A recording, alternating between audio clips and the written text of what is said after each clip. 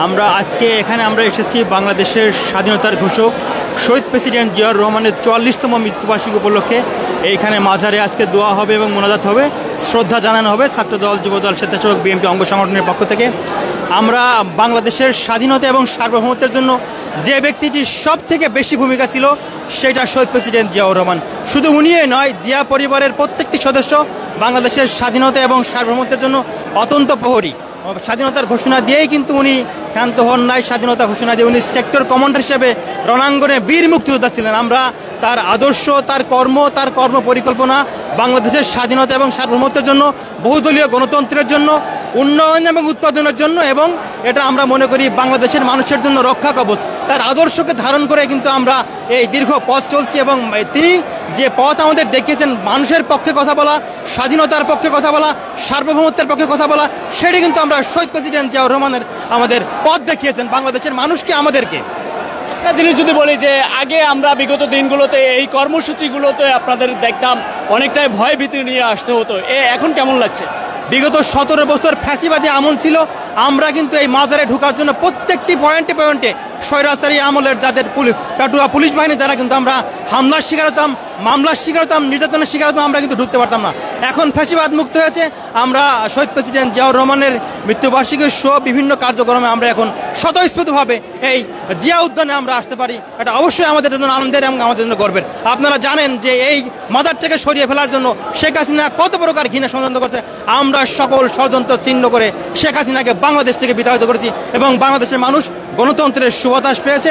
আগামীতে যে নির্বাচন অনুষ্ঠিত হবে, সেই নির্বাচনে মানুষ ভোট দিয়ে তাদের গণতন্ত্রের পক্ষে তাদের মত প্রকাশ করার স্বাধীনতা, মুক্ত স্বাধীনতা লাভ করবে। এই নির্বাচনে কি সুষ্ঠুভাবে হবে বা এখন যে পরিবেশ সেটি নিয়ে কি বলবেন? আসলে নির্বাচন সুষ্ঠুভাবে হওয়ার জন্য বিএনপির ভারপ্রাপ্ত চেয়ারম্যান গত পরশু দিনে কিন্তু উনি বলেছেন যে নির্বাচন সুষ্ঠু হতে হবে। উনি কিন্তু বারবার বলছেন যে আপনার ভোটটা আপনি যে বিএনপিকে দিবেন তা নয়, আপনার ভোটটা আপনার যাকে পছন্দ আপনি যাতে তাকে দিতে পারেন, সেই পরিবেশের জন্য বিএনপি কাজ করতে দেয়, তারেক রহমান কাজ করে যাচ্ছে এবং তার নির্দেশনা মেনে ছাত্রদল, যুবদল, স্বেচ্ছাসেবক দল সব অঙ্গ সংগঠন রাজপথে থাকবে, মানুষ যাতে তাদের ভোটের অধিকারটাকে ফিরে পায় এবং ভোট দিতে পারে।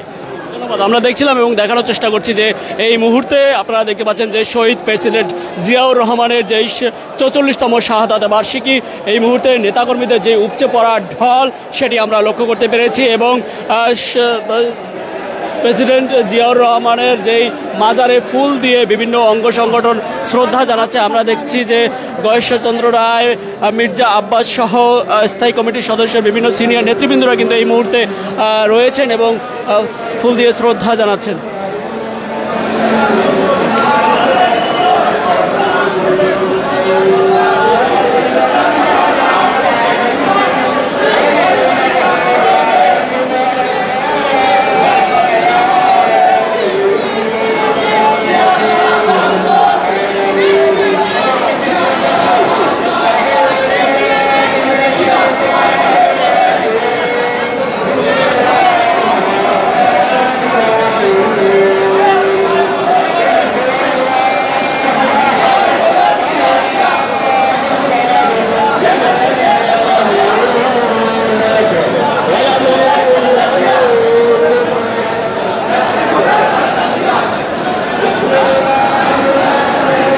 Immigration to Canada.